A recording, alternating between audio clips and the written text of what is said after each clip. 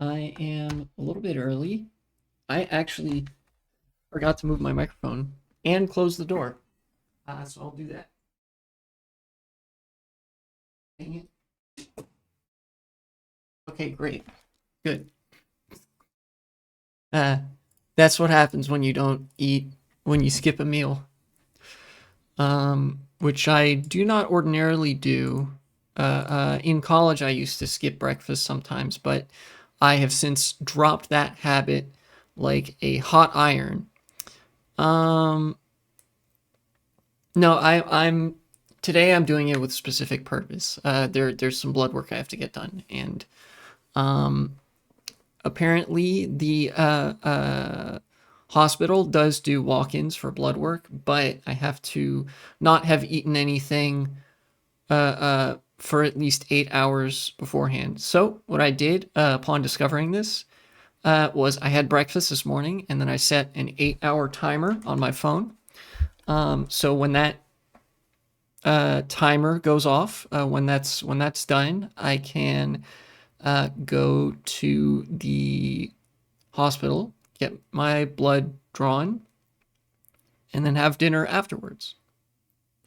Uh, Although the consequence of me fasting for 8 hours for not eating lunch today is that my brain's probably gonna be a lot more scrambled, and I might be a little bit more incoherent, a little bit crazier.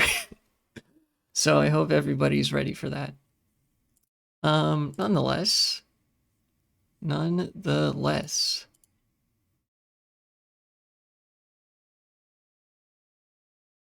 there do be things happening out there.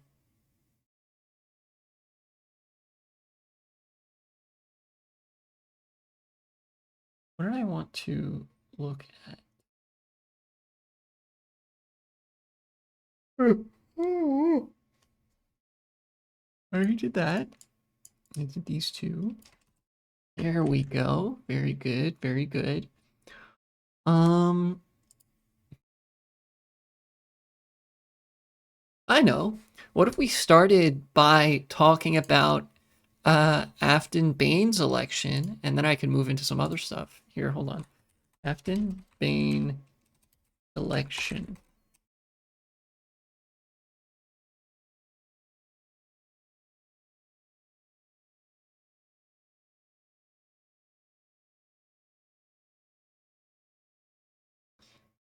Let me take a look. Here, let's well, actually I have to move this text file, and there we go, move that window. Let's go to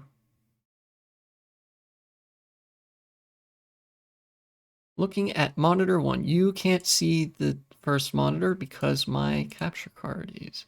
I don't know why that happens, but yes. So, Afton Bain, a Democratic socialist, was running for Congress in Tennessee. This is for the U.S. Congress. And she lost by a pretty narrow margin, all things considered. This is a deep red district.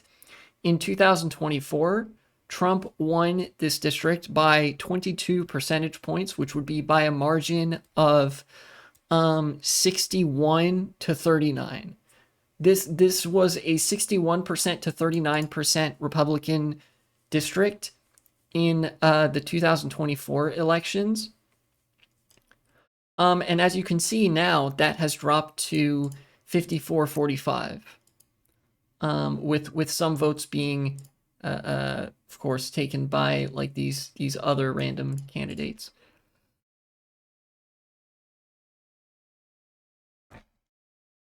And I haven't seen that many people saying that like, oh, it's really disappointing that like, oh, here actually, would I have to do this? Yes, I would have to do this. Okay. I haven't seen that many people actually saying like, "Oh, this is disappointing for Democrats. This is a huge loss for Democrats." Apart from the live coverage from Actually, from this guy right here, I remember his name so clearly, Steve Kornacki. Um, no, don't click that link. Go back. Uh, uh, Despite the fact that this is a seat hold for Republicans, Republicans hold on to this seat. Everybody recognizes the implication this has for the Republican Party, the negative implications for the Republicans that this has. That is to say, um, there's a pretty big swing away from the Republicans happening. The MAGA movement is kind of dead. And you can tell by the way they talk about their campaigns too. That the air of this campaign was kind of like the Republicans really sounded like they just didn't really want to be there, and that they felt like they didn't. They were kind of over. They were just kind of over it with respect to like having to campaign for elections and stuff. Um, which I think is a good sign for Democrats and for any political opposition to Republicans, because they just don't have the fire anymore. That's kind of a necessary consequence of what happens when your political party is based off of mostly like emotionally escalatory rhetoric. There's a point beyond which you can't really escalate anymore, and they've kind of reached that point, you know, and they're starting to lose steam now because of it. Of course, the centrists are trying very desperately to say that like it, let me back up a little bit. The only group that I've seen saying like, "Oh, this is such a huge loss," are centrist Democrats who are trying to pin this loss on the left. But even then, it's kind of few and far between. Um,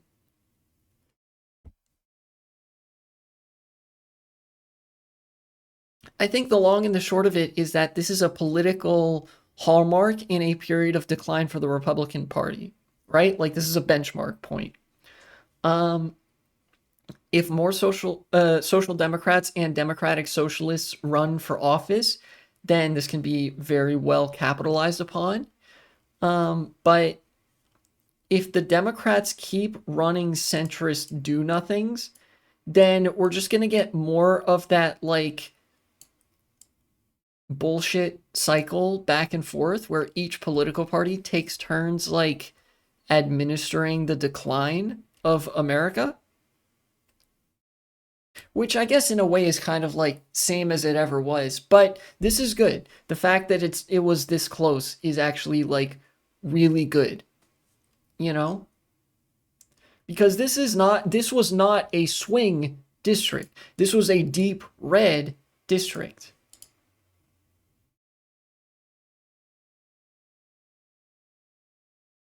In fact, why don't we look at the 2024 results since they're listed right down here? This is Tennessee's 7th district for Congress, 53.9 to 45. Tennessee, what do you got?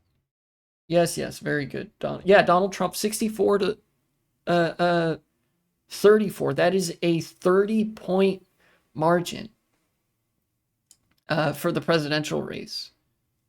Let's see, Senate, Marsha Blackburn 63.8 to 34.2. Let's look at District 7.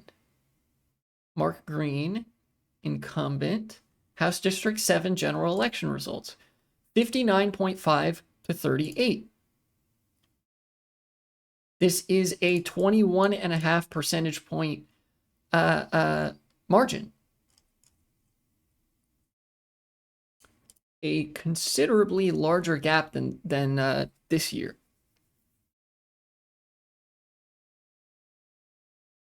Let's go back actually. Here, I'll duplicate this tab and then I can go back and compare these side by side. Here, you'll notice the turnout is much lower because this isn't a presidential, this is a special election. It's not a presidential election year. Look at this. This is the vote margin this time. This is the vote margin from 2024. In the presidential election, that's the one election that every American knows about. So you get like more people turning out. And when you get a presidential ballot, you don't get a separate ballot for president. You get one voting ballot that has all the candidates on it for federal office, for state office, and for local office. So for the elections where people really turn out, that's reflected downwards as well. So you'll see more votes cast overall here than here. You can see 322,000 to almost 180,000. There's a pretty big gap there. But nonetheless, among the votes that were cast, this one was a lot closer. And that's because uh, of Afton Bain being a candidate with a history of activism that's capable of animating people, that, makes people want to go out and vote and do all this sort of shit, you know?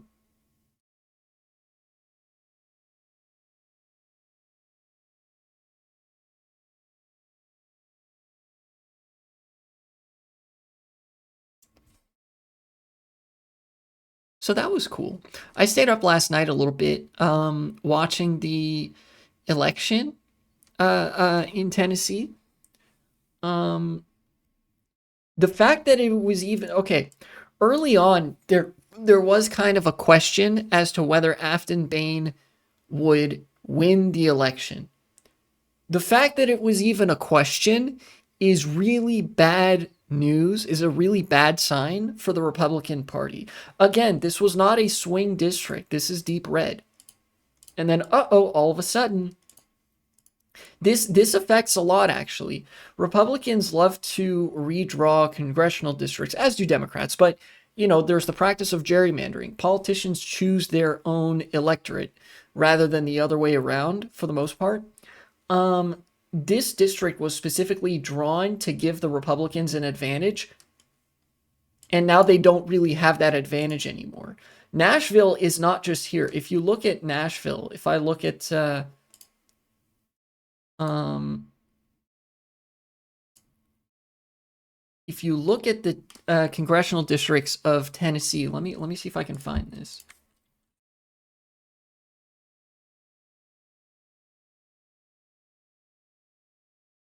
Here, look at here is the congressional map of Tennessee. This is up to date. You'll notice here, Davidson County, by the way, you see Nashville here and Franklin here. These are Davidson and Williamson counties.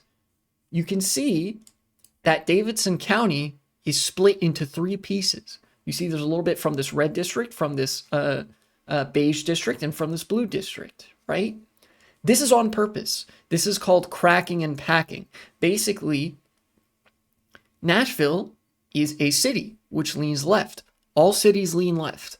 And so the Republicans, being the right-wing party, draw these lines to break up the population of the city so that they can take a chunk of a left-wing electorate and nullify it with a big swath of rural areas that will have much more right-wing electorates, right? Literally, it's a technique to disenfranchise the political opposition.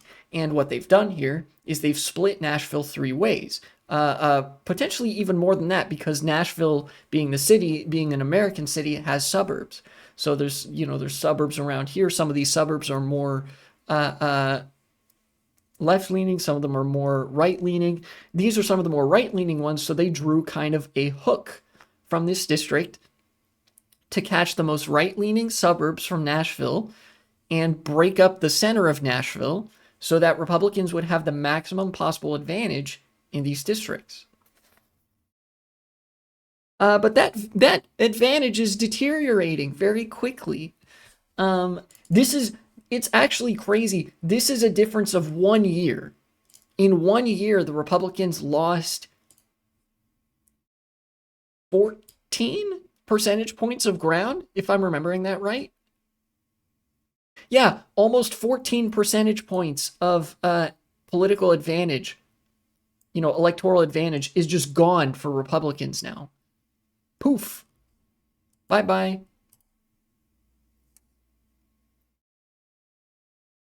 And that's a big deal, especially because a lot of Democrats, a lot of centrist Democrats would have you believe that the only way to be competitive in districts like this would be to run centrist do nothings like the candidate that ran in 2024. But as you can see, the progressive candidate, the Democratic Socialist candidate, got much closer in a deeply conservative district to winning than the centrist like Neolib did. To do a little bit of haha funny red brown alliance posting, like horseshoe theory, the real red brown alliance is when you run a far left like democratic socialist and the far right electorate looks at them and says, you know what, sure, I buy it. Or they just stay home and don't vote because their candidate is like not that good. you know? Anyways, I liked that. I liked seeing that. You love to see some good news, even if you have to introduce some extra context surrounding it.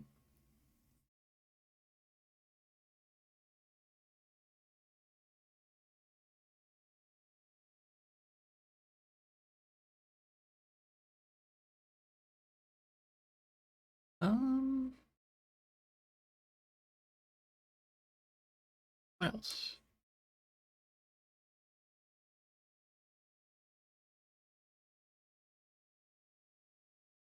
I'm trying to decide what to talk about next. I read an article from L'Humanité, the French journal this morning that I thought was interesting enough that I wanted to read and make a segment out of it. But also there was well, that was actually the only you know what? Let's just do it. Let's do that. Okay. Who's ready for me to speak my non-native language? Bear with me because So, this one goes out to all the Euro bros, the European viewers. Shout outs to them. Shout outs to you guys. I'm gonna try to translate into English as best as I can. Devoir de vigilance. Comment sous couvert d'une table ronde, Total Energy tente de s'exonérer de ses responsabilités. So, the duty of vigilance. Yeah, okay, there you go. I was going to say, I assume that translates to something like that. How under the cover of a round table, Total Energy, which is a French energy company, I think intends or poses, positions itself to exonerate itself of responsibilities, basically, is what I think this is saying. It's using this round table to effectively say, to make policy changes or to lobby for not having any responsibilities anymore. Quatre groupes, dont le français Total Energy, se sont rapprochés du cabinet de conseil états-unien TNEO pour fonder une table ronde pour la compétitivité chargée de la mise à mort du devoir de vigilance, révèle Mediapart. Okay, so 4 groups, one of them being the French Total Energies, were approached by a lobbying group from America called Teneo to create a roundtable for competitiveness or for competition, charged with killing the duty of vigilance, according to Mediapart, this investigative journalist outlet. So basically, they're saying, "Hey, how would you like to not have to do anything socially responsible? How would you like to, not have these regulatory obligations that you have to meet?" And I believe it details later what these obligations are. L'Alliance aurait, selon des documents internes, coordonné des opérations de lobbying auprès d'élus comme de gouvernements à l'échelle de l'Union européenne.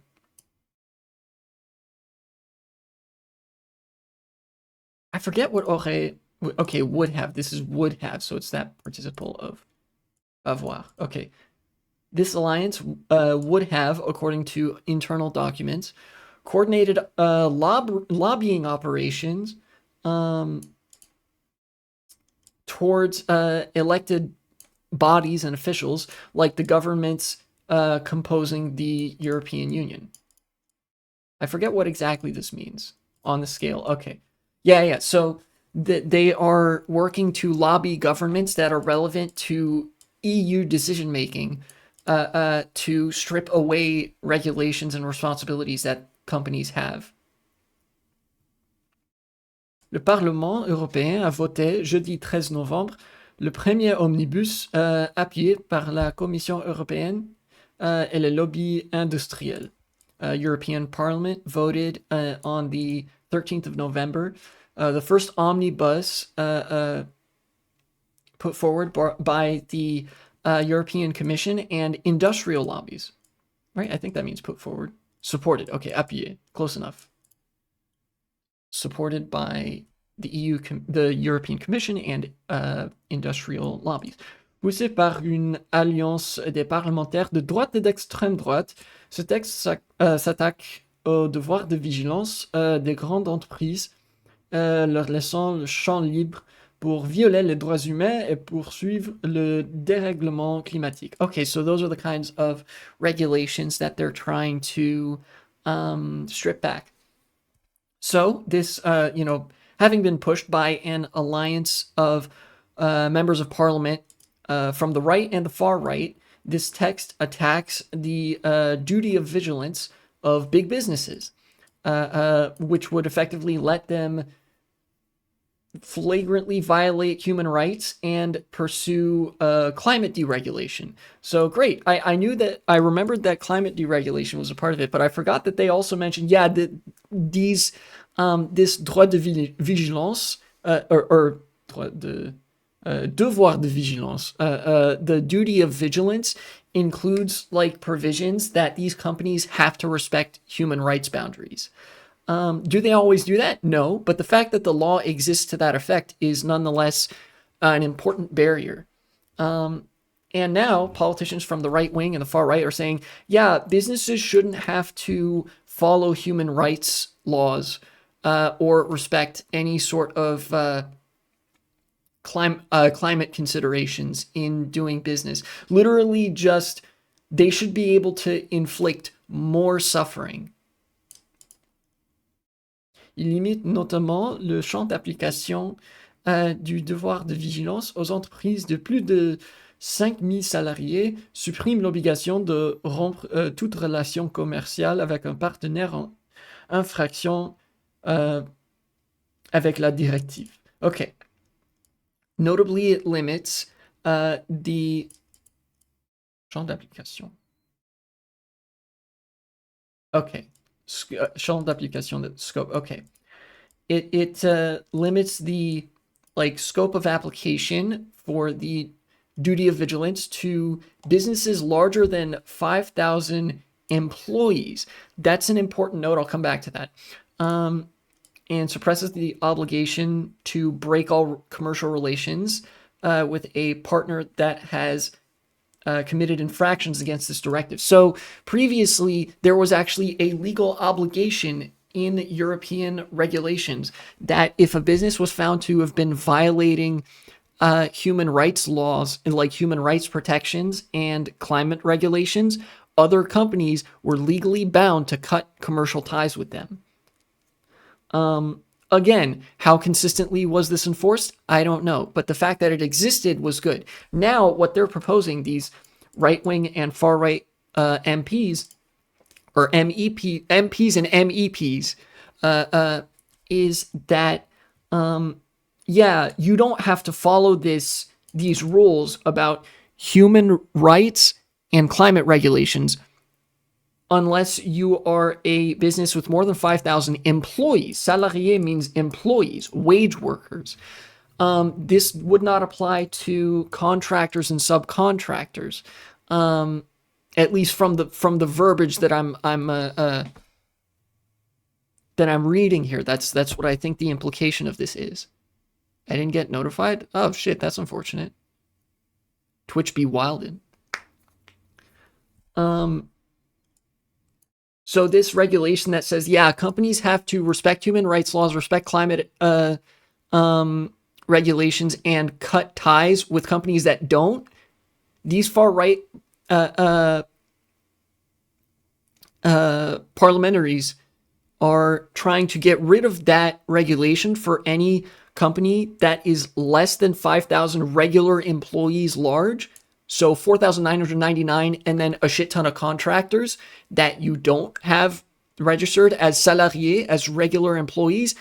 Those companies no longer have to follow this doctrine, this legal doctrine, and they no longer have to cut ties with big companies that do violate this doctrine. So if a company violates human rights laws and environmental regulations, this bill, this package, which I think it may have passed, this omnibus, would say like, yeah, you can still do business with the most criminal businesses on planet Earth, where previously there was a legal obligation that you can't do that.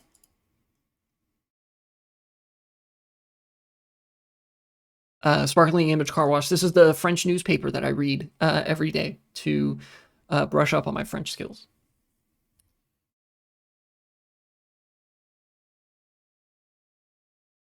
And I'm guessing this has passed, given that they said they voted it. Transitive. Rather than they voted on it. I thought companies were just allowed to do stuff with evil companies only in America. In Europe, there was actually, prior to this omnibus, there was a law, there was a regulation that said if other companies have violated this statute that says you have to respect human rights and environmental regulations, other companies now legally have to cut commercial ties with you, you know? Which is a pretty cool regulation, not gonna lie. And so now they are just allowed to do stuff with evil companies because they got rid of that. Yeah. That figures into why I'm reading this, but I'll come back to that. Près de 170 pages de documents internes. Almost 170 pages of internal documents. Okay. Un tournant majeur, catastrophique pour l'environnement, qui a dû réjouir. Rejoice. Okay, réjouir. Okay. Should have figured by the spelling. Qui a dû réjouir la table ronde pour la compétitivité.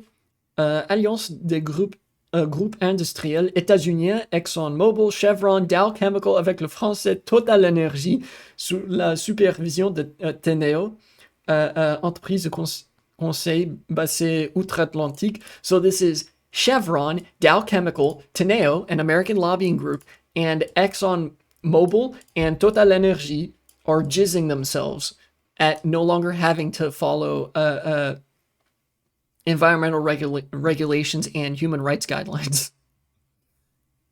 Ce groupe a multiplié les opérations de lobbying ces derniers mois pour torpiller le devoir de vigilance, révèle Mediapart dans une enquête publiée mercredi 3 décembre.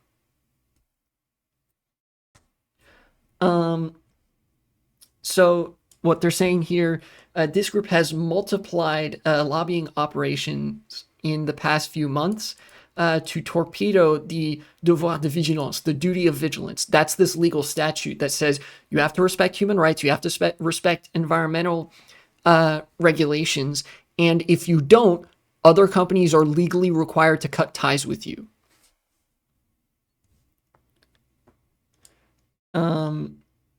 So whenever you see devoir de vigilance, just remember those things. Le média d'investigation a pu consulter par l'intermédiaire de l'ONG néerlandaise SOMO près de 170 pages de documents document interne provenant de Teneo. The media, the investigative media was able to consult, according to the Dutch NGO SOMO, nearly 170 pages of internal documents coming from Teneo, or I think provided by. Yeah, literally coming from Teneo. De quoi démontrer que l'agence de conseil états-unienne a élaboré une stratégie d'influence basée sur la quête des élus pro-business au sein des différents groupes politiques. Hold on, let me run that back. My brain is kind of scrambled. I will have to reread that. De quoi démontrer que l'agence... Wait. Of what?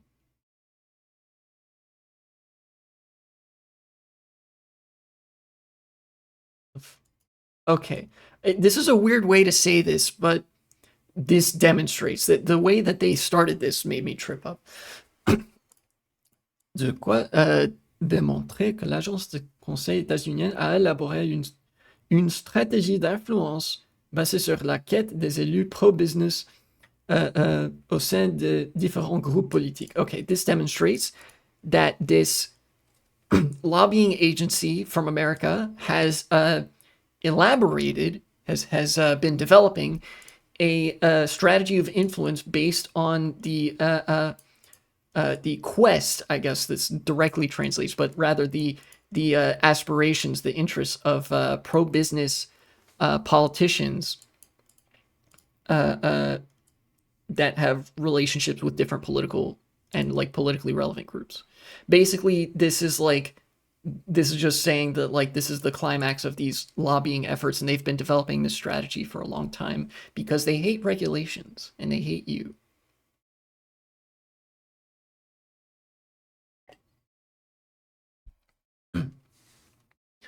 L'entreprise a par exemple fait circuler des recommandations de vote des amendements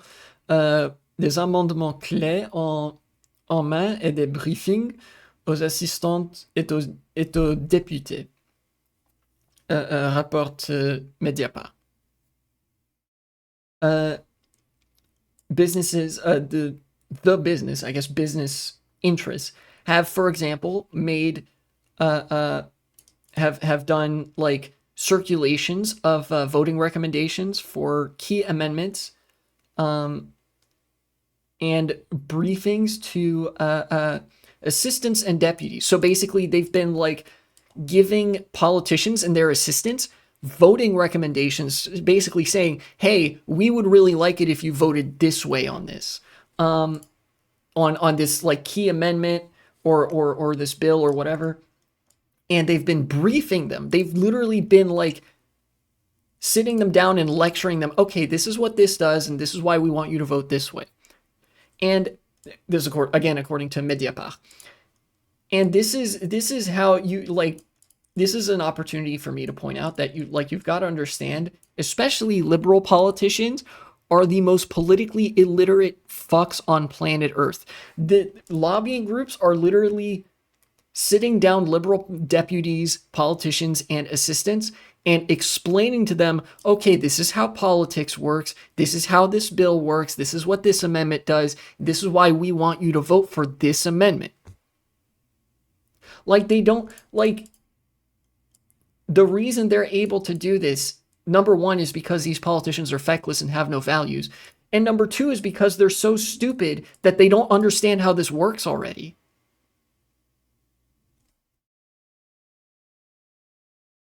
Yeah, and these are the same people that project that stupidity onto you by saying like, oh, you just don't understand how it works.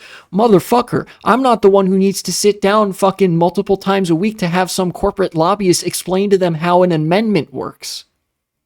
You know?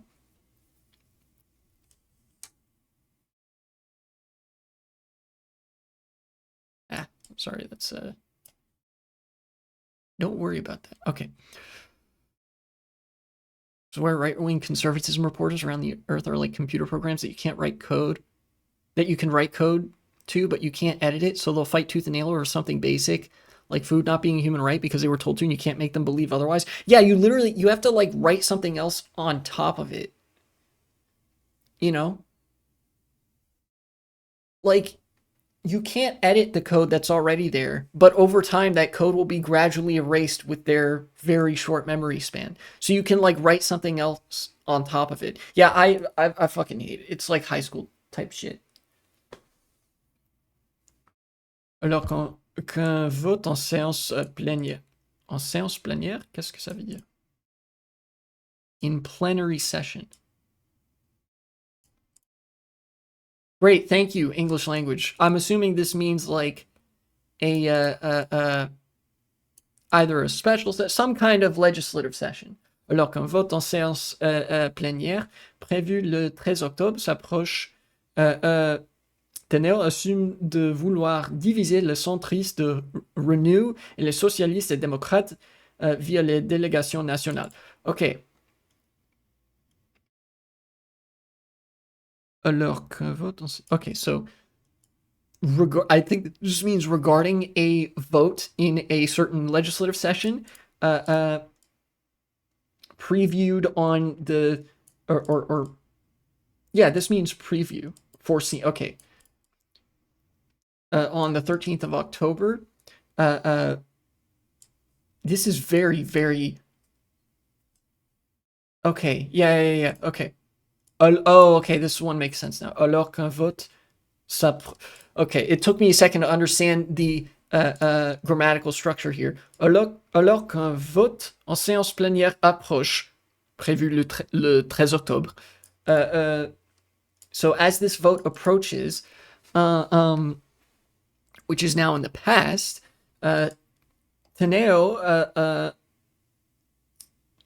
assumes to want or they're like they are pursuing to divide the centrists from Renew and the socialists and Democrats via national delegations. So they're basically doing divide and conquer tactics, trying to split Renew and the socialists and Democrats. That's like the center and center left, right? They're trying to split those two parties from each other. And how they're trying to do this is both by going to each party and by picking them off one nation at a time. That's what that's saying. Via les délégations nationales. The members of European Parliament have party affiliations across countries, but they also have country affiliations. Yeah, they're literally divide and conquering to try to torpedo regulations here. They're trying to like nab the centrists and nab the socialists and Democrats, the center and center left, and try to say, hey, you know, we would really appreciate if you support this, and basically use national affiliations to their advantage. I think they get more into this later, but outre la mise en place d'une liste de noms, cette table ronde aurait envoyé des lettres à Ursula von der Leyen, l'ultralibérale présidente de la Commission européenne, mais aussi des membres gouvernementaux des États membres. Outre la mise en place. This is how you know my brain is cooked from not having eaten lunch. I am struggling to read.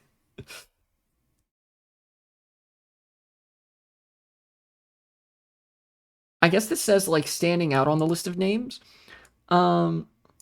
Or other than what list of names they have. One name in particular, what they're saying is that this roundtable of business interests intends to send letters to Ursula von der Leyen, who is the European Commissioner, right? She's let's see.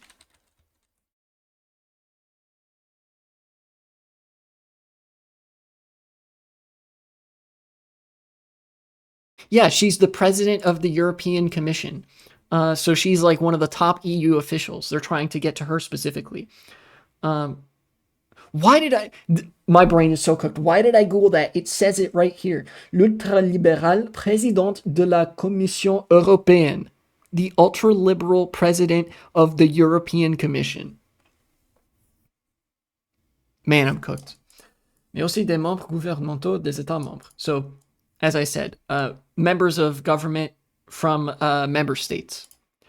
L'Alliance a multiplié les lettres ouvertes dans la presse, ainsi que les prises de contact avec des structures patronales comme le MEDEF ou la Fédération des industries allemandes, le syndicat patronal allemand, afin de défendre publiquement des positions maximalistes, résume Deneo.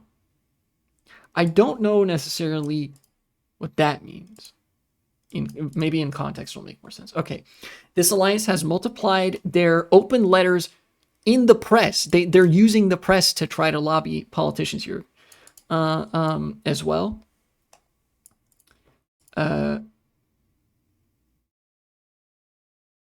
Ainsi as well as, okay, ainsi, thus, so thereby, great. Ainsi que les prises de contact avec structures patronales comme le MEDEF. So with, as well as working their business contract, the business contacts with groups like MEDEF or BDI, which is apparently a union, classic trade unionism L. This is actually very reminiscent of neoliberalism in the United States as well, which is that the business class couldn't get away with, they actually would not have been able to achieve the kinds of austerity cuts and deregulation without the support of the unions.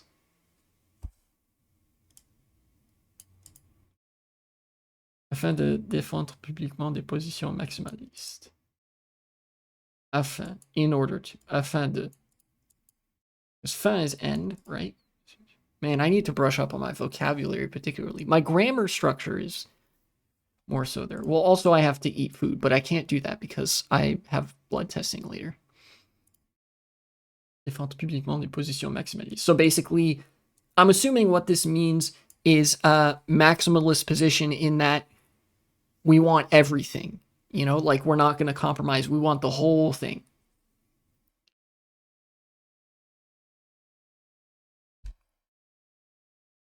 And then the last paragraph here, profiter des désaccords entre États. Nationalism is a lot stronger in Europe than it is in the United States. So they intend to profit from discord among member states. Au-delà de l'individuel et du local, l'alliance industrielle s'est aussi attaquée aux États mêmes.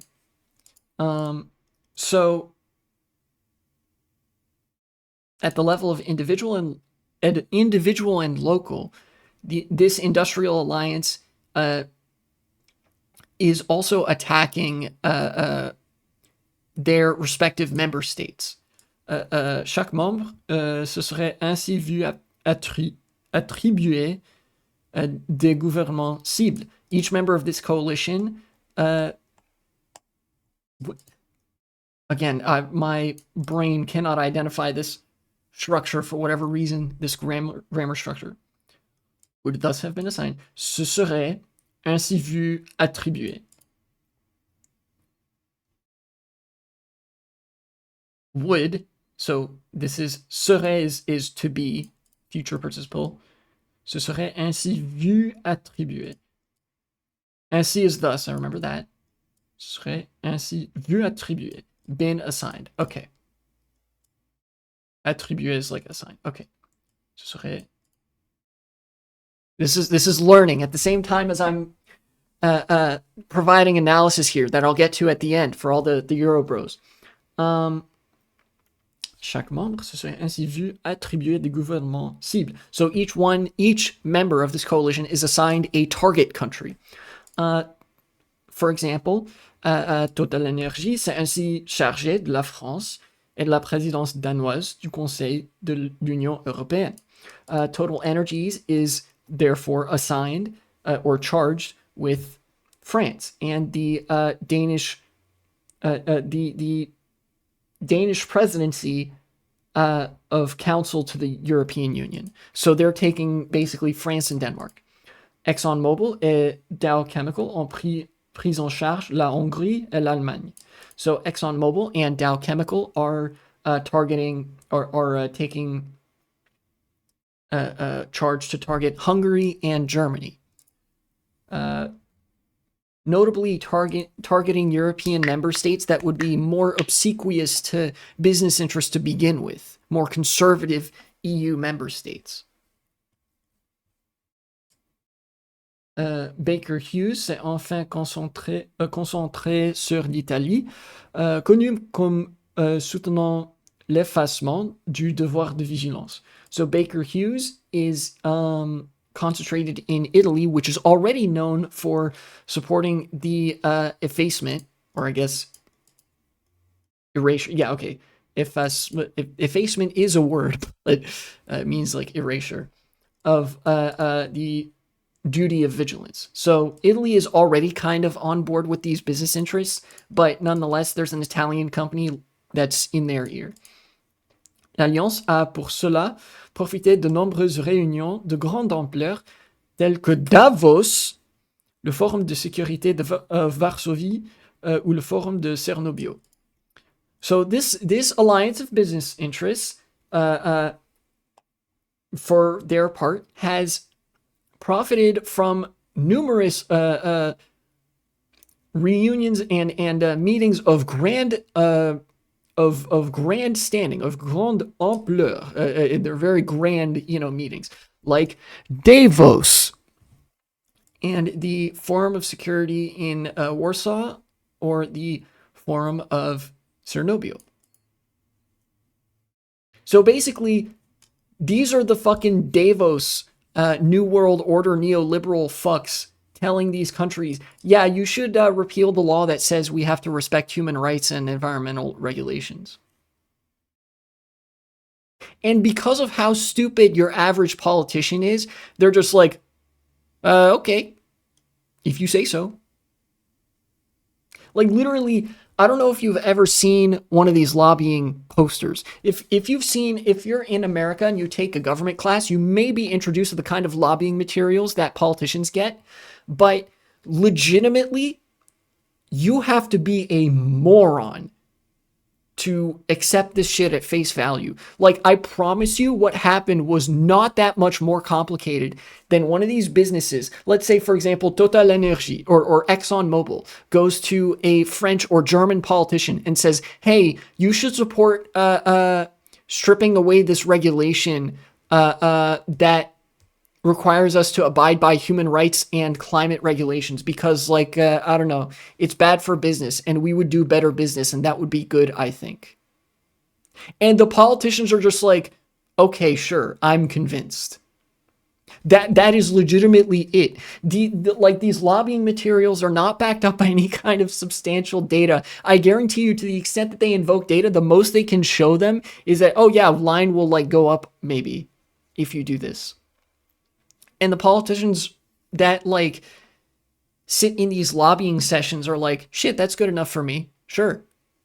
Like legitimately you could say we should destroy public schools because that would actually be good, actually, I think. I am a private school business. You can trust me. And politicians will just say, sure, I believe you. You actually don't have to pitch it any harder. They are that dumb. Legitimately, it must have been a challenge for them to not laugh at politicians for buying this. For the ones that they didn't already have in their pocket. Basically, if you've ever seen Blazing Saddles, all politicians are approximately that stupid if they are not socialists.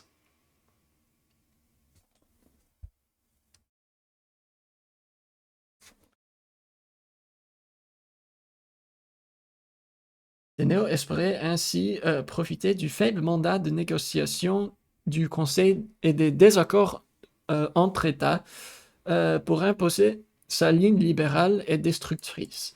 So Teneo, this lobbying group, hopes that they will thus profit from the feeble mandate of negotiation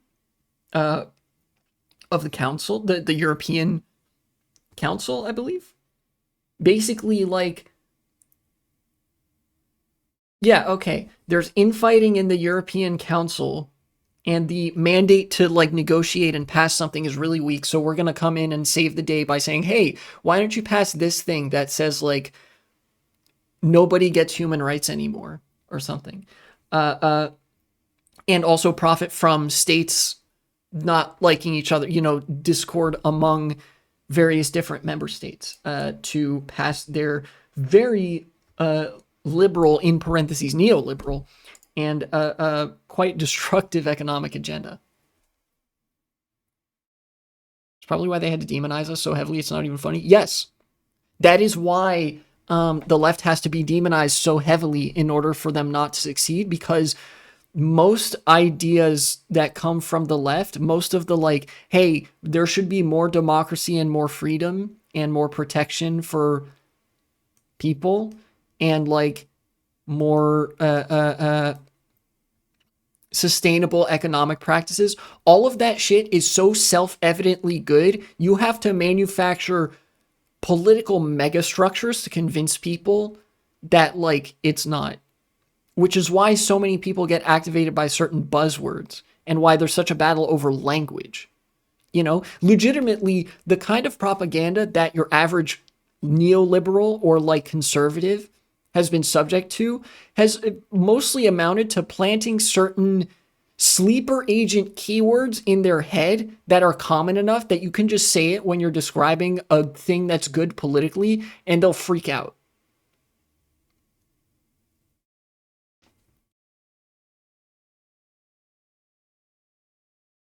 Et nombreuses frictions au sein de l'UE euh, euh, autour de la lutte contre le dérèglement climatique ont servi de terreau fertile. Yeah, numerous frictions at the heart of the European Union surrounding the struggle against deregulation with regards to climate deregulation has served as a fertile ground to this effect. Yes, I have seen that. We can take a look at that after this. But I want to do this first.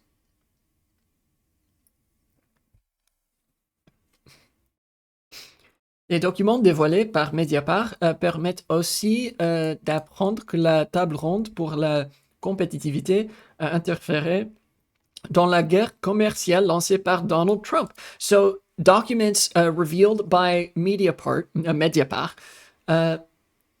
permits us also to learn, or permits also to learn, French is kind of weird, that this roundtable for competition has interfered in the commercial war, the trade war started by Donald Trump. So basically, these business interests are trying to accomplish two birds with one stone, hit two birds with one stone. Or as my great granddad used to say, two stones with one bird. Thank you. That bird, unfortunately, now has brain damage.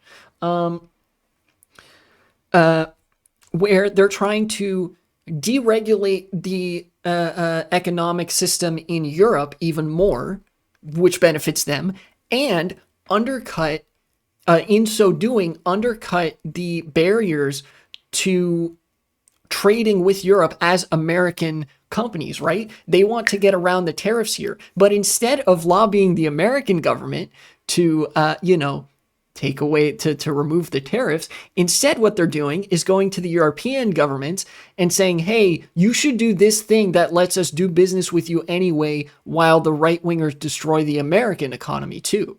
Instead of undestroying America, they want to destroy Europe to get even more money, even though they could also achieve the same end of getting more money by undestroying America. But they don't want to do that because that's less profitable, probably. Like, maybe that gets them less money and doesn't allow them to, like, consolidate as much or something like that. Yeah, this basically, undestroying America entails giving people rights and protections, which would make them have to like put effort into not being evil. So they'd rather just strip rights away from somewhere that has more rights than America or something like that. At least comparatively in like economics. continuing, Teneo s'est ainsi appuyé sur ses relations aux États-Unis pour faire monter la pression sur les négociations. Okay, so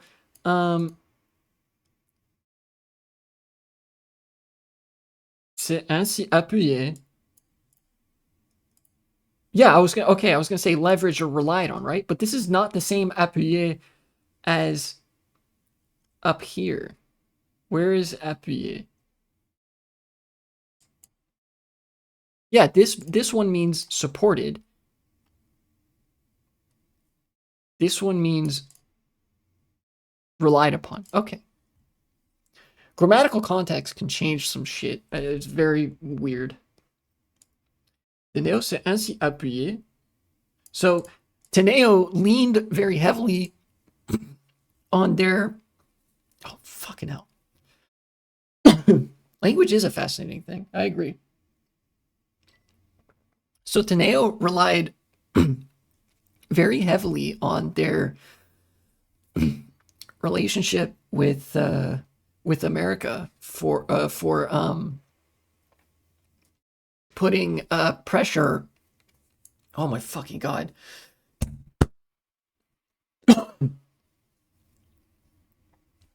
For putting pressure on these negotiations. Nous leur enverrons une liste d'acteurs, députés, États membres, etc. à cibler. Ont par exemple annoncé des membres du cabinet de conseil au sujet de représentants états-uniens. So, we sent them or we will send them. Enverrons is future tense. Nous leur enverrons une liste d'acteurs. So, a list of actors, that is to say, deputies or politicians, member states, etc., to target an announcement that was made by members of this lobbying group on the subject of American representatives. So they're saying, yeah, we're going to do the same thing in America. So like, as they're lobbying Europe, one of the things they're telling European politicians is, yeah, we're going to target a bunch of we're going to target a bunch of other member states and also politicians from America to be more obsequious to our business interests or to be more favorable to our business interests so that we can still do business with Europe and they can still have the tariffs and, you know, everybody else gets fucked for free, but we still make all the money. And also nobody has human rights anymore. And then all they have to say is at the end of that, and that would be good, I think. And then your average liberal politician is like, sure, that sounds good.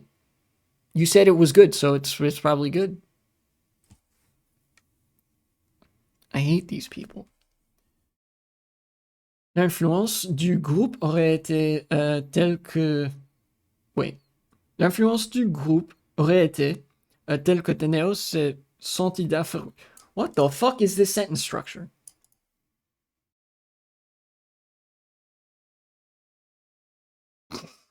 You wouldn't write this way even in English, let's be real.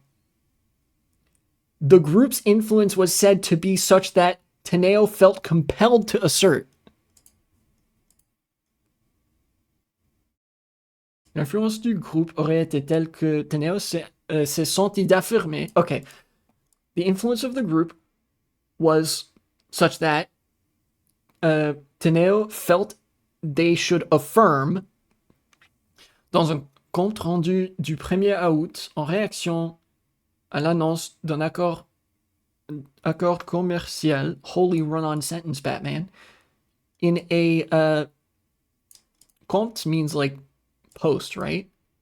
Rendu du 1er août, on the 1st of August, in reaction to the announcement of a commercial agreement to the disfavor of the European Union, en défaveur de l'Union européenne par Ursula von der Leyen and Donald Trump. This announcement made by Ursula von der Leyen and Donald Trump. Whoever wrote this article, you guys are great. You have great political analysis, but Jesus Christ, learn to write a sentence. Devrait inclure le devoir de vigilance.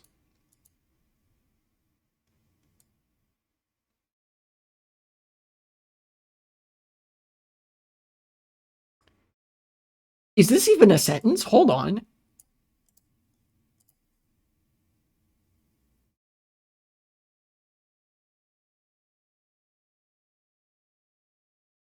Okay, yes, it is. It is a sentence.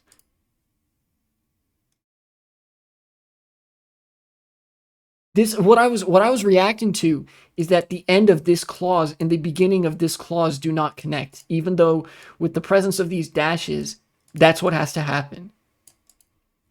En réaction à l'annonce d'un accord commercial devrait inclure le devoir de vigilance. This is, if you take these two clauses and try to reattach them as a sentence, this is grammatically incorrect. But what they're saying is they felt like they had to say that, guys, don't worry, this new commercial deal will include the duty of vigilance, the devoir de vigilance, where you have to respect human rights and climate regulations. Teehee. Except for the part where what they're lobbying for is to gut this requirement so that the requirement no longer says that you have to respect human rights and climate regulations if you're a business smaller than 5,000 employees.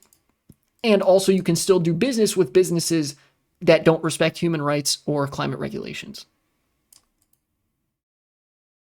What a run-on sentence. That might be the most difficult sentence I've ever read in French. Le 21 août, l'UE s'engagera effectivement dans une déclaration conjointe à faire des efforts pour réduire la charge administrative du devoir de vigilance. Oh, I'm sure. What this is saying is on the 21st of August, the European Union engaged effectively in a joint declaration to make efforts for reducing the administrative charge of the duty of vigilance. Basically saying, oh yeah, there's so much administrative bloat and red tape with this. We got to cut the red tape, guys.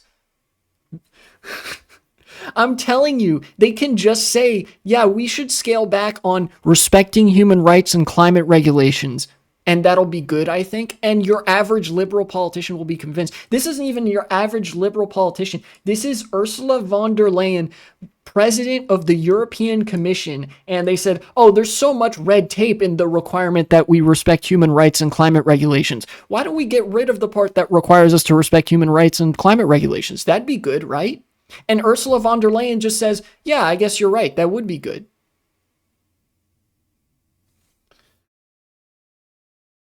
We live in a world run by absolute morons.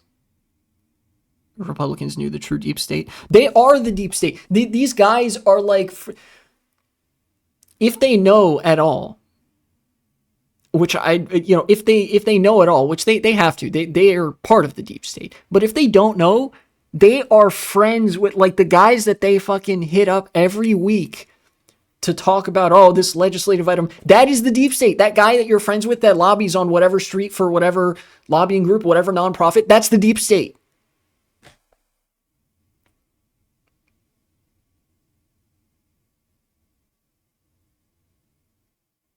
Have you seen the funny phenomenon where left people have not touched grass? Sometimes. Yes, I have seen. Terminally online leftists. Many of them, in fact. Anyway, that's the whole article. Sorry. I really stumbled my way through that. Remember, French is my second language, and I haven't been able to practice actually as much as I've wanted to lately. That might need to be a project that I dedicate myself to later, that I find a more involved way to practice French, but I don't know when I'm going to find the space to do that. Why do I read this article? Why did I read this article? I said I saw it this morning and found it interesting enough that I wanted to bring it up later. But the purpose of me reading this article was not just that. I know that there are some Europeans that watch, and I know that Europeans pay attention to American politics. And this served two purposes. Number one, to remind those Europeans that this American is paying attention to European politics, at least in some small degree. So shout outs to you guys. You do matter in politics. Everything isn't just always American politics all the time, but things are very heavily influenced by American politics. Shit, as we literally saw in this article where it was an American lobbying group and American companies going to Europe, working with European companies to lobby both America and Europe simultaneously to strip back regulations for their own purposes, right? That's one reason. The second reason is I kind of want to put the Europeans in their place a little bit. For any people that watch my channel and enjoy my content, I'm sure that you are massive chiseled jaw giga chads who do not need to be reminded of this. Thank you. You guys are all great and cool. That's it. Don't worry about it. I'm referring to a lot of the Europeans who constantly refer to how stupid America is and how stupid Americans are as a method of like gassing up Europe. You know? Like the people who constantly make a show how much better Europe is than America. And then you look at their political leanings and they're liberals. You know? Those are the people that I wanted to see this video, and I'm going to tell those people, simmer the fuck down. You know, you guys, yes, you guys do have single payer health insurance. You guys do have better voting systems than America. You have better voter turnout in most of your elections. You have, for the most part, better education systems. You guys are not that much better than America. You know, just because circumstance has enabled the same system to be slightly less exploitative in its later stages in Europe does not mean that you do not still suffer from the same contradictions as America does. Fundamentally, we are in the same boat, right? Like, I know that Europeans think they're better than America and Americans, and they are, but not by that much. You know, like this backslide, the capitalist backslide, you're not immune from it. You're experiencing it just like everybody else, you know? And sooner or later, how the US looks now is going to be how Europe looks too. Now, it's possible that, like, the US looks even worse by that point. What I'm trying to say is that Europe fundamentally, because of stuff like this, because of the fundamental relationship that exists between the ownership of these businesses, the private ownership of the means of production, to borrow from Marx, but like, you think about shareholders, business owners, you know, people who have all this money, you know, and who control all these resources, right? And who own all of this stuff, real estate, digital estate, websites, platforms, factories, and offices, and like shares of whatever company, and who have these portfolios, whatever. The fundamental relationship is the same in Europe as in the United States, and it is going to destroy Europe. In fact, Europe is even on like the same trajectory. They right here, this business lobbying group is negotiating with a German workers' union. You guys are at the same place that America was, possibly, or maybe not exactly the same. Obviously, there's like differences between the political climates. But this is the kind of stuff that America was experiencing about 50 years ago. Yeah, don't make the mistake of assuming that the kind of rampant austerity and like absolute destruction of the social state, to the extent that it even existed in America, is a thing unique to America. Shit, you guys are staring down the barrel of it right now. You know? And who is the political vanguard of it? The right wing, the far right, and the centrist libs.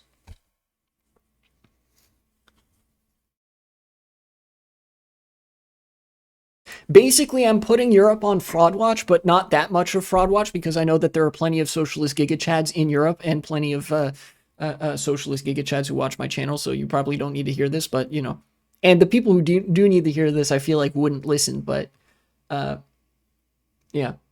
I don't know. I at this point, it feels like I actually don't know what I would say to convince somebody, because, you know, you look at the kind of lobbying effort that they're doing here, and what they're saying is, like, we should get rid of human rights protections and climate regulations because those inhibit us from doing business. Those inhibit us from getting even bigger profits, you know? Like, shit, it's not like these companies, ExxonMobil, Chevron, Dow Chemical, Total Energy, it's not like these companies are struggling to make ends meet. They have vast, vast reserves of capital that they can dip into, and they have an economic base that they can leverage to stay afloat if they're not like meeting their growth targets. Unless they don't, in which case that's also a capitalism problem, because increasingly a lot of these companies are propped up on a house of cards of rampant speculation and like a pump and dump scheme where the moment they stop growing at the maximum possible pace, the whole company collapses. Which again, either way, this is a capitalism problem. The demand for infinite growth, either because like they just feel like it, and they want to see number go up, or because they actually need to. Either way, that speaks to fundamental breakdowns of the social contract that have to be addressed. Like, what is, if the stripping away of human rights and climate protections for the sake of profits is not like a breakdown of the social contract and a systemic problem in society, I don't know what would be. Does that make sense? And again, I know for people who already agree with me, that's not who I'm asking this to. I'm asking this to, like, again, some of the on the fence liberal types. This relationship is toxic, is what I'm trying to highlight with this article. And that even though, yes, Europe is in many ways much better off than America, this same toxic relationship, this society-ending relationship between a class of people, who own a bunch of shares in these companies, who sit on the board, who own the company itself, maybe in some instances, and who are lobbying for these interests and whatever, is fundamentally at odds with everybody, like the remaining 99% of people in society. And even to some extent them. I've talked at various other points on this channel about how like miserable billionaires are because of how socially hollowed out their lives are. And this would not improve that. This, in fact, would make that worse because it would increase the degree of separation between the classes. It would sharpen the class divide and make society worse for literally everybody. But hey, the billionaires have more, have a bigger number in their stock portfolio. It's not even money in their pocket, because their wealth has to be measured in abstract control over resources. That stuff is life or death. And that needs to change. No, literally, like, no one man should have all that power, or no 1% group of people should like have all that power, right?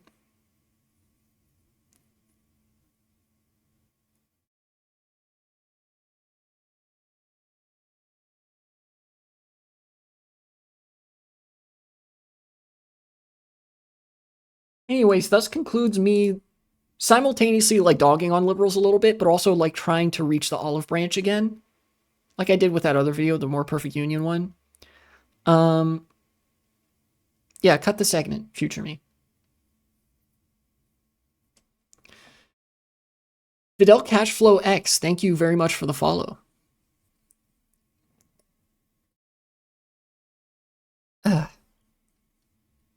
Now that I've stumbled through an article that is not in my native language, let me come back to this scene.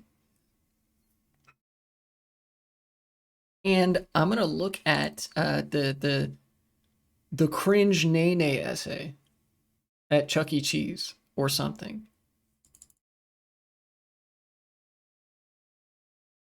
Oklahoma essay? What? Here it is.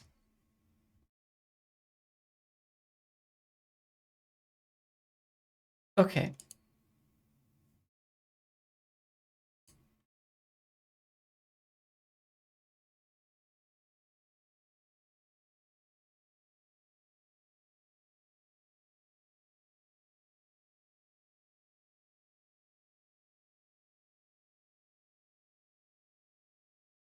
Read the essay. You know what? I will read this essay. I was considering whether or not to read this essay, but I will. First, I'll go over some details of what's going on. Basically, this student at Oklahoma University, who was a upperclassman, I think. I think she wasn't a freshman. Anyways, yeah, she was a junior. Let's take a look at actually Yahoo News. Sure, take it away, Yahoo News. Let's see what you got. OU student says essay grade was a violation of her rights. Already off to a great start. A University of Oklahoma. Okay, University of Oklahoma. Okay. Student studying psychology says the failing grade she received on an essay where she cited the Bible. She did not, in fact, cite the Bible. I don't know why Yahoo News is reporting this. They are wrong. In fact, I would consider this a lie. Was a violation of her right to free speech. Yeah, no, this is dishonest, saying she cited the Bible, because when you're talking about college, a citation actually means something. I'll get to that momentarily when we see the essay.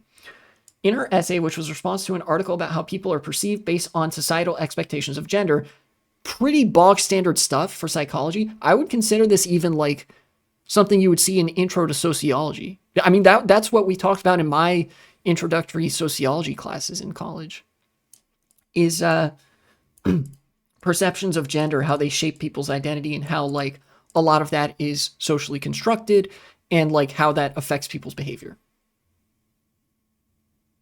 It'd be funnier if such a lack of education, the person who wrote this didn't know that. That would be really funny if this was written by somebody who was actually dumb enough to not know that referring to a thing is not citing that thing. In fact, I choose to believe that because this country is fake and gay. I choose to believe that this is dishonest on the part of the news outlet by allowing something as egregious as this to go through, but on the part of the, the actual writer is just stupidity to such a degree that they actually didn't know. But again, journalistic malfeasance that they like allowed this through. They do it again. They do it twice. Anyways, in this essay about social expectations of gender, societal expectations of gender, junior Samantha Fulnecki wrote that traditional gender roles should not be considered stereotypes according to an earlier Oklahoman report. Oh, okay, so they are referring to this earlier report from a local Oklahoma newspaper. She cited the Bible. No, she didn't. She referred vaguely. She vague posted from the Bible to support her stance that eliminating gender in society would be detrimental because that would put people farther from God's original plan for humans. She received 0 points out of 25 on the essay. El Bozo, deserved. The instructor said Fulnecki failed to use empirical evidence and called parts of her essay offensive. Fulnecki noted that the assignment did not require students to cite empirical evidence, and she believes OU policy protects free speech, even some people find it offensive. Oh, this fucking both sides bullshit is insufferable. Oh, she says that, like, okay, assignments not requiring you to cite empirical evidence is like midwit shit. It is implied when you're in college, when you're in a course of higher education, that in order to make the argument, you're going to use a citation from another source that supports your argument. That is how you make academic arguments. And she knows this. This is dishonesty both from Yahoo and Fulnecki. Fulnecki knows this, and Yahoo knows that they're full of shit, right? She's a junior. And she's studying psychology. This person has had to, like, cite shit in Chicago Manual of Style no less than probably 50 times or even like 100 times before she wrote this essay.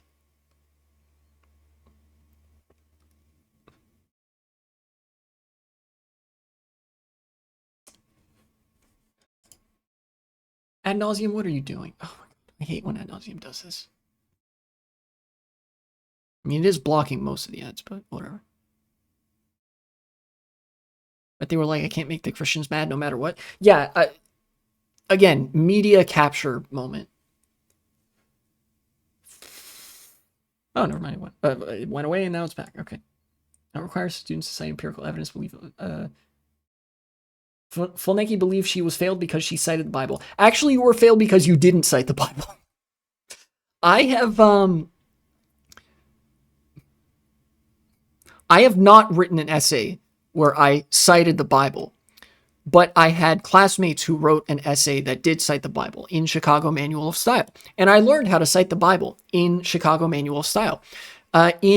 In classics, archaeology of the classical era, the classical region, so like Mediterranean from the Iron Age or like the Bronze Age up to the age of the Roman Empire, that is considered the classical era, right? And that's like the subject of a lot of classics courses. I also took an archaeology course that revolved around debt in the ancient world. And you inevitably brush up on the time period where it was about the turn from BCE years, before Common Era, to CE, Common Era, which means you write about things that happen at about the same time as many of the events in the Bible happen, or even before then. In fact, most of the stuff that we studied in the not debt in the ancient world, it was inequality in the ancient world. A lot of stuff we studied in that class happened before anything in the Bible happened, you know, or before a lot of stuff in the Bible happened. I know the Bible has stuff about like ancient Sumer and Babylon, which is about as far back as you can get as far as certain documents. So there is a specific way that you are supposed to cite the Bible in Chicago Manual of Style. And the Bible is a relevant source of documentation because it talks about debt, clearing the debts. It talks about various revolutions from ages past. It talks about the current political situation in the Roman Empire. It refers to debt and money lending. The money lenders are inside the temple. You could cite, like, if you were writing a paper on a certain subject, like, I don't know, say you were writing about, like, inequality before token money, right? Token money, or like physical cash money, would be you take a $20 bill out of your pocket, or like a quarter or whatever, and that is the main form of money, right? So before that era, that would include the Roman Empire. That was before token money was the standard. Most money still operated based on debt. That is a context in which you could feasibly cite the Bible. You have to actually cite the Bible in order to cite the Bible. Yeah, that's true. For a lot of access journalists, it's a part of the job requirement that they like need to know how to glaze the far right. So basically what I'm saying is, this woman is so stupid she shouldn't be in college. And that is not the same as me saying that I don't think college is for her. College may well not be for her, right? College isn't necessarily for everybody.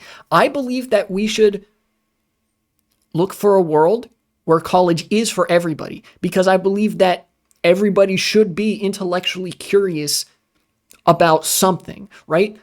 Like, I think it's an unhealthy society where there's such a large number of people that are just very intellectually incurious, right? I believe that college can be for everybody. College might not be for this woman, right? But that's not what I'm trying to convey here. I'm trying to convey that she's actually too stupid for college. Those are different things.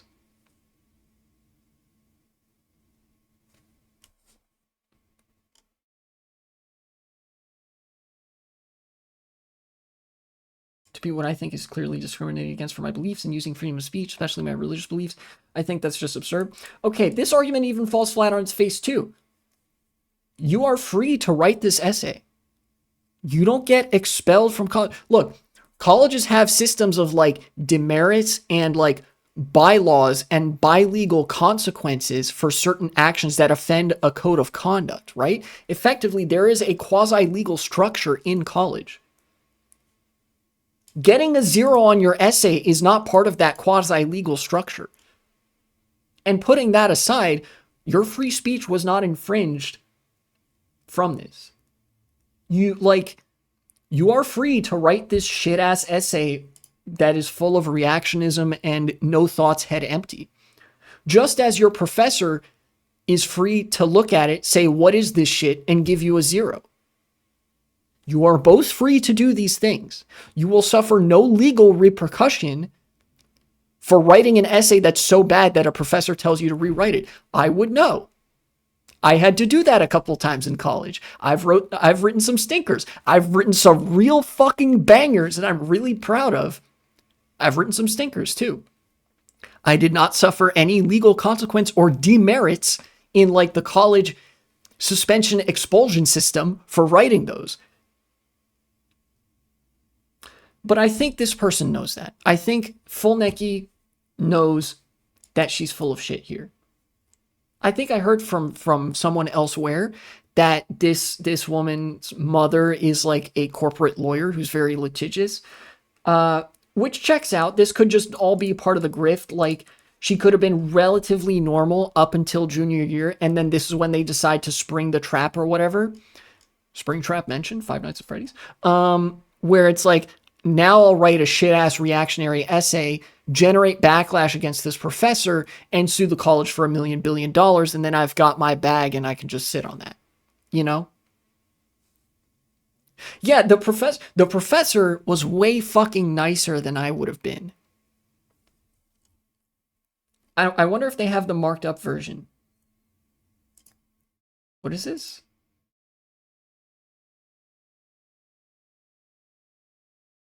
Reaction paper requirements. Oh, we get to see the actual prompt. Let's read the prompt. I'm actually curious about this. Lesson 3.3, reaction paper, gender typicality, peer relations, and mental health. Pretty typical for a psychology or sociology class. Due date, 25 points, submitting a file upload. You must write a 650-word body of text, double-spaced reaction paper, demonstrating that you read the assigned article and includes a thoughtful reaction to the material presented in the article. Points will be deducted when papers are deficient in any of these areas. I will deduct 10 if your paper is between 620 and 649 words, and I will not give credit for papers under 620 words. Papers not turned in by the deadline will not receive credit. Please remember that your reaction paper should not be a summary, but rather a thoughtful discussion of some aspect of the article. Possible approaches to reaction papers include why you feel the topic is important and worthy of study, or not. Application of the study or results to your own experiences. Application of the study or results to observations about other behaviors. Linking the objectives or findings from the article to other domains of development or other findings that we read about or discussed in class, or that we read about or discuss in class. A suggestion for further studies or experiments that might help researchers better understand the topic being studied. Alternate interpretations of the researcher's findings. A discussion of how development in this domain might proceed differently at other developmental stages. Your own thoughts about how development proceeds in the domain being researched in the article. I can't help but notice this woman's reaction paper did not adhere to any of these like approaches.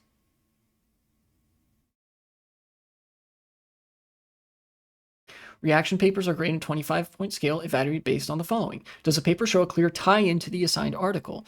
Does the paper present a thoughtful reaction or response to the article rather than a summary? Is the paper clearly written? Okay. This is extremely lenient, by the way. The standard paper length when I was in college alternated between 5 pages, double-spaced, and 1,000 words. Mostly because 1,000 to like 1,200 words, if you write double-spaced in pretty standard-sized font, it comes out to about 5 pages. Yeah, no, she 100%, she did this on purpose. There's no way you look at this prompt, being a junior in college, having already written a bunch of essays in prior years that are more or less like this. There's no way you look at this prompt as a junior with prior experience and then write something this bad completely by accident. You have to cook this shit up on purpose.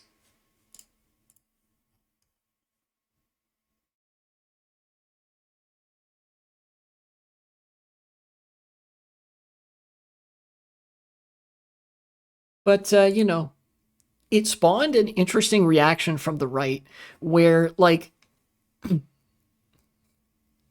Imagine the teacher's reaction to seeing the paper. We actually don't need to imagine. Here.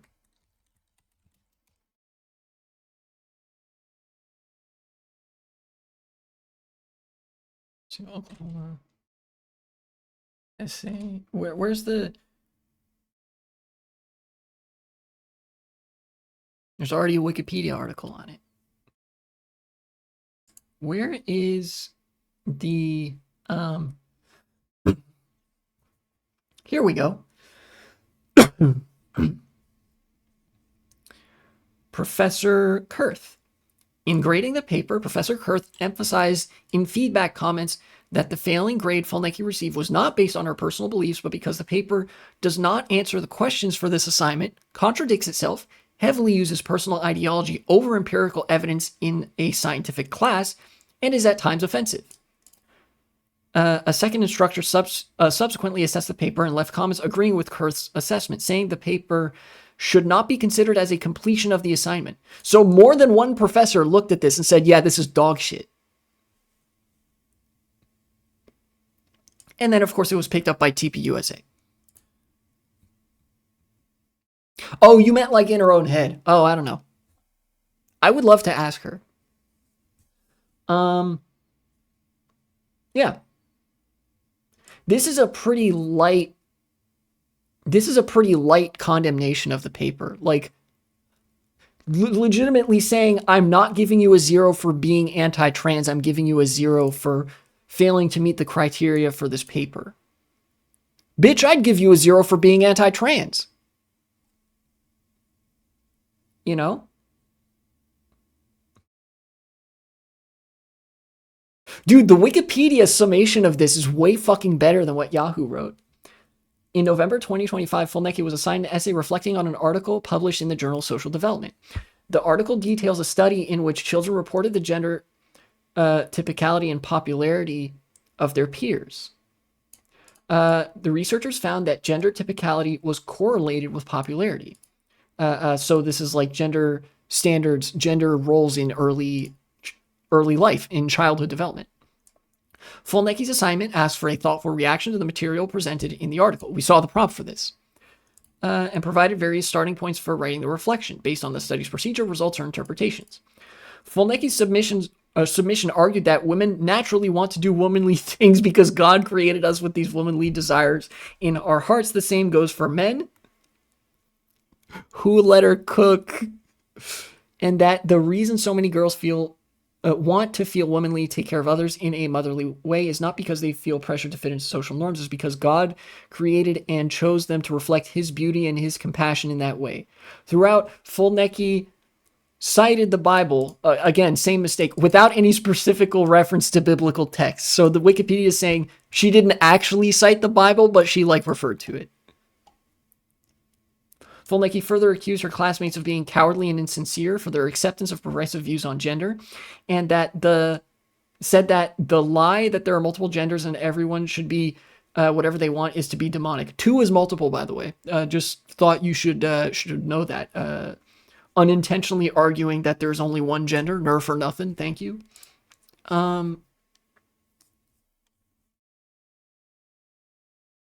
By that logic, I would want to be demonic. Yeah, I would prefer being demonic too.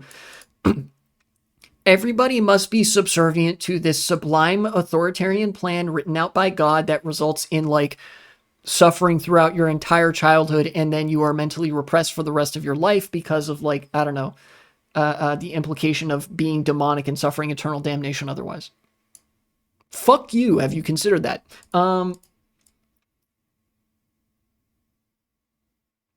Yeah, I do. I actually really do appreciate that Wikipedia uses the most professional language, the most academically sound language possible to describe, yeah, this bitch wrote some stupid shit.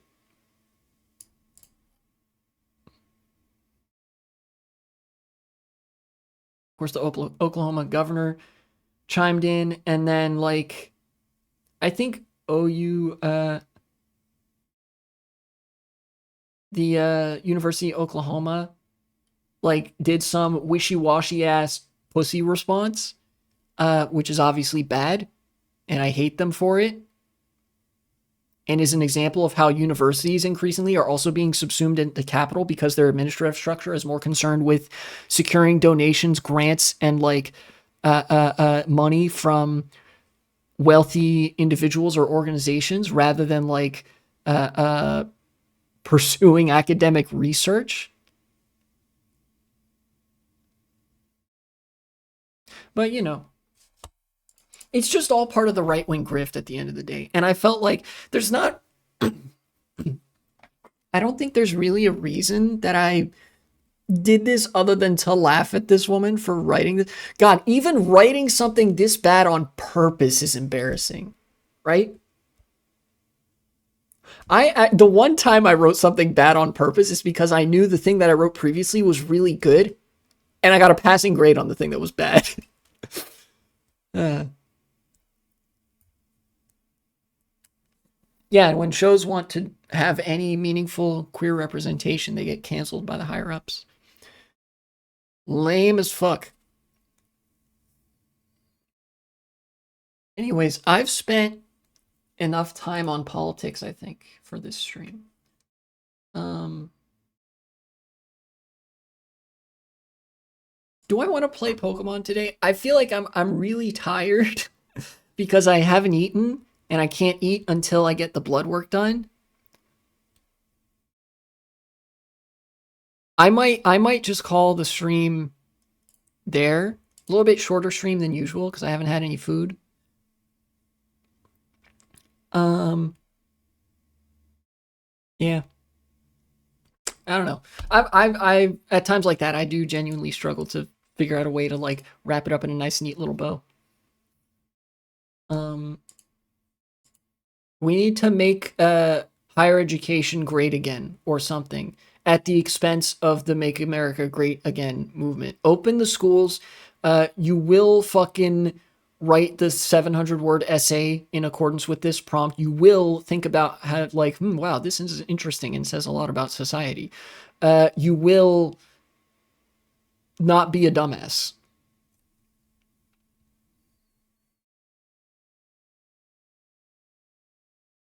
When someone learns a skill, they have to actively each second be bad on purpose. They have to fight the urge to correct it. Yes, I would know.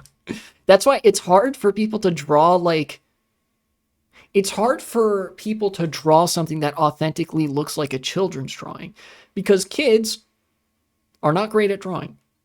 Many such cases, and it's hard for somebody who's okay at drawing to intentionally be worse at drawing because you constantly want to not do that.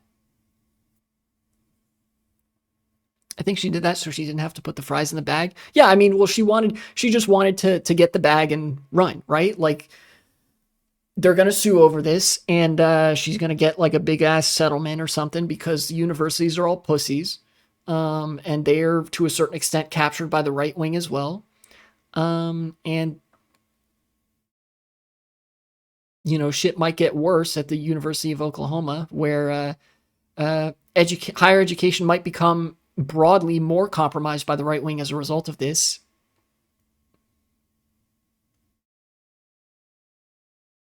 And fuck it, you know. Sick and tired of this right wing world? Yeah, me too. Me too.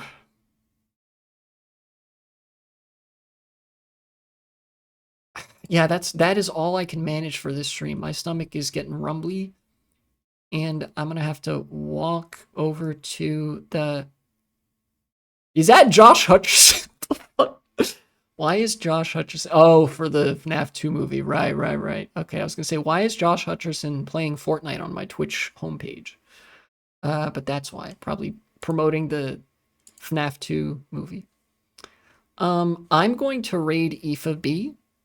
You gonna watch that movie? Yeah, have fun. I hope you have fun watching it. It's gonna be well, I would say it's gonna be great. I'm sure the experience is gonna be great.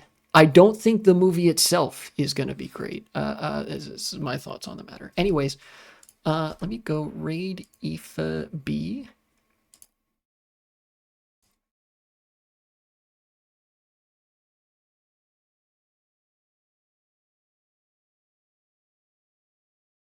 I appreciate y'all so much.